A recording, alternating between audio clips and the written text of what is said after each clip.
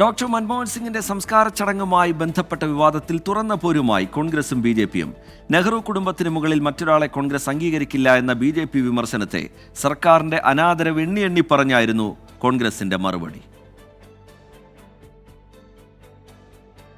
മുൻ പ്രധാനമന്ത്രി ഡോക്ടർ മൻമോഹൻ സിംഗിന് അന്ത്യവിശ്രമത്തിനായി പ്രത്യേക സ്ഥലം അനുവദിക്കാത്ത കോൺഗ്രസ് വിമർശനങ്ങളെ കടന്നാക്രമിച്ചായിരുന്നു ബി.ജെ.പി ദേശീയ അധ്യക്ഷൻ നദ്ദയുടെ മറുപടി.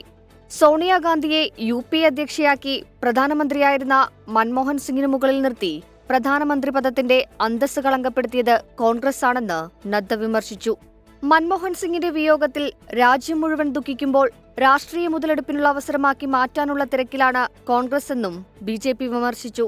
പിന്നാലെ അന്ത്യകർമ്മങ്ങളിൽ സർക്കാർ കാട്ടിയ അനാദരവ് കോൺഗ്രസ് ആയുധമാക്കി. സംസ്കാര ചടങ്ങിന്റെ പ്രക്ഷേപണം ദൂരദർശനിൽ മാത്രം ഒതുക്കി പൊതുജനങ്ങൾക്ക് അവസരം നിഷേധിച്ചുവെന്നും കോൺഗ്രസ് ആരോപിച്ചു. മൃതദേഹത്തിന് സമീപം കുടുംബാംഗങ്ങൾക്ക് 3 കസേരകൾ മാത്രമാണ് നൽകിയത്. മൃതദേഹത്തിനു മുകളിൽ പുതപ്പിച്ച ദേശീയ പതാക ഭാര്യയ്ക്ക് കൈമാറുമ്പോൾ പ്രധാനമന്ത്രി എഴുന്നേറ്റില്ല. അമിത്ഷായുടെ വാഹനവ്യൂഹം വിലാപയാത്രയെ തടസ്സപ്പെടുത്തി. ഇങ്ങനെ നീളുന്നു കോൺഗ്രസിന്റെ വിമർശനം. കുടുംബത്തിന്റെ അംഗങ്ങൾക്ക് പോലും ശരിയായ ഒരു ഇരിപ്പിടം ഉണ്ടായിരുന്നില്ല. മക്കൾക്ക് പോട്ടെ, ഏറ്റവും അടുത്ത ബന്ധുക്കളായിട്ടുള്ള മക്കളുണ്ടല്ലോ, അവർക്ക് പോലും ഇരിപ്പിടം പ്രൊവൈഡ് ചെയ്തില്ല.